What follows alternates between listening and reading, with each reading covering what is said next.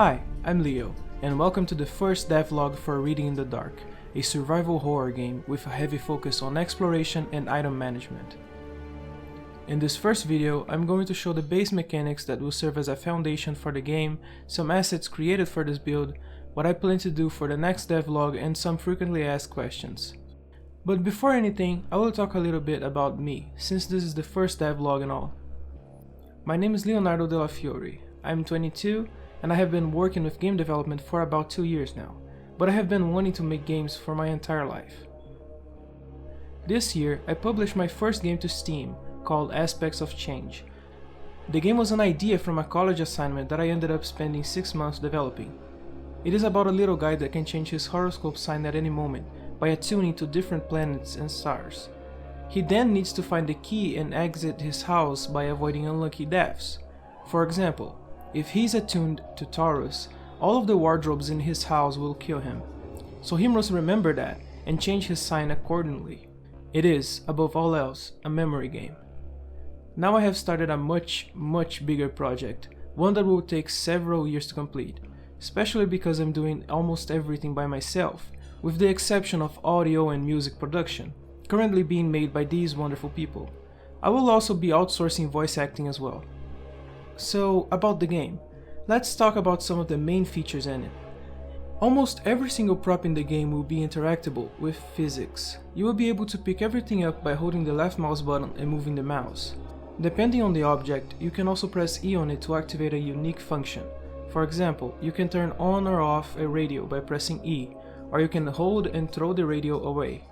This can lead to some unique gameplay sections, where you can use the radio noise to redirect the attention of an attacker.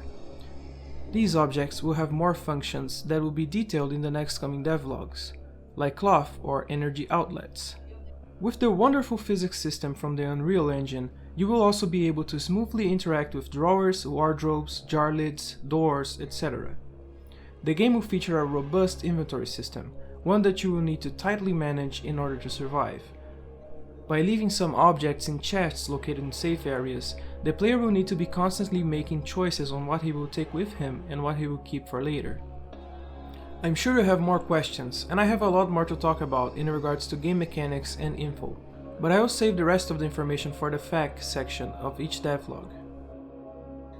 First, I will talk about the visual elements of the game. For this, I'm using a post-processing effect that writes lines based on the object normal texture, as well as natural bumps and corners in the mesh.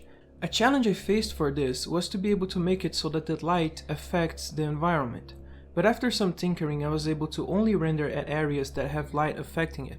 This led to my next problem. I needed to render the color red, and I also needed to render different light colors for categorizing safe areas. I ended up combining both the normal render with my post-processing effect. Now I can use particles such as fire or dust, as well as different light colors. But I now need to paint all materials black, and the specular values for some materials are not exactly what I want. I will definitely be tinkering with this a lot more, and will keep you updated with changes.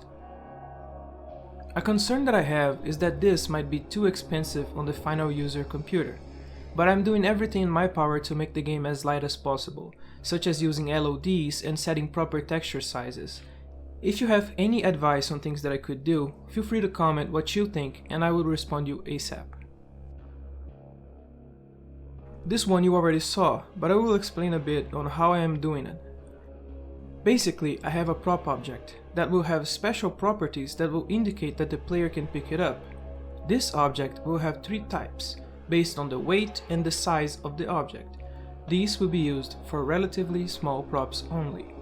The drawers and cabinets share a different property than small props, to indicate for the player pickup that they are different type to hold, as well as the doors or light switches. Doors will work in the following manner. When they are closed, they will be in a closed state, meaning that if you try to move them by walking over it, it won't work because it is locked. If you click on the door, it will enter an open state, where you can use your body or the mouse to move it. If the door reaches a rotation stipulated by code, it will again enter its closed state. In the game, you will be able to prone under beds or tables, as well as hide in wardrobes. This mechanic is still very early in development. Since I have no AI set yet, I don't have any ways to test it. Visually it is working as intended though. This will be refined and reformulated as development goes on. I programmed a simple flashlight on the game. For now it comes out of the camera, but I intend on having an actual player model with animations that will hold a flashlight, so this will be changed a bit as well. In this section of the devlog, I will show objects, models, particles and effects that I created, with original music made for the game.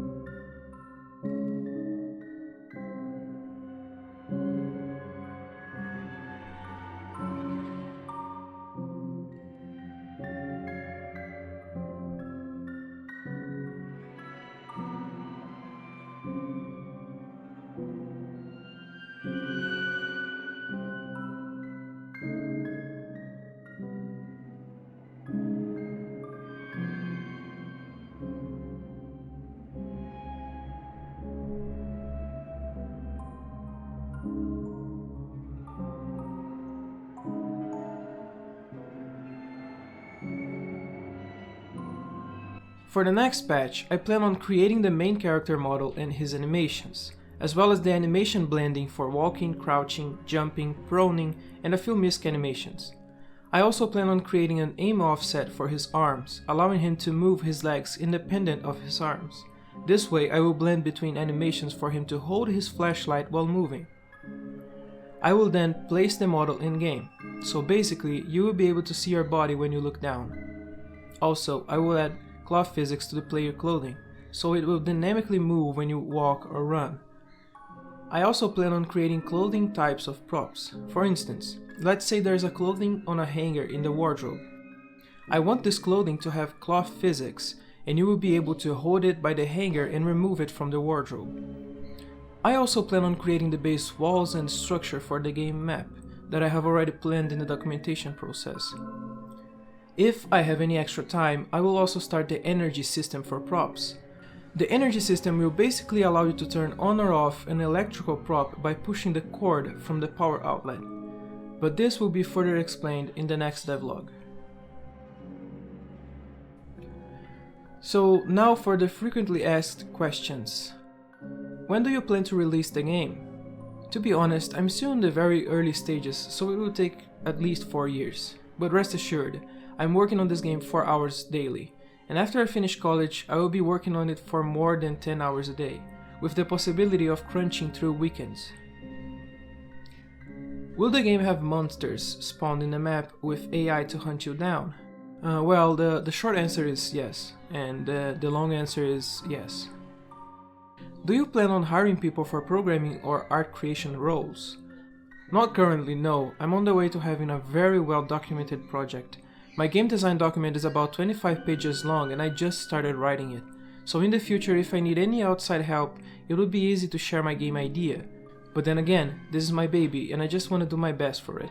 Of course, that if I find anything that I would not be happy with the result if I made it myself, I will definitely outsource, like I already did with the music. Can you fight the monsters in any way? You will not have guns or weapons, so you can't fight them directly. I plan on adding ways to make them go away, like the flamethrower in Alien Isolation. This would be a throwable item. And right now I'm thinking of adding a holy water bottle. Well, this is it for the first devlog for Reading in the Dark. Please comment if you have any questions about the development and I will post them here at the end of the videos. Also, please share this video with any friends that might like this project. Thanks for your time and attention. I'm Leo, signing off.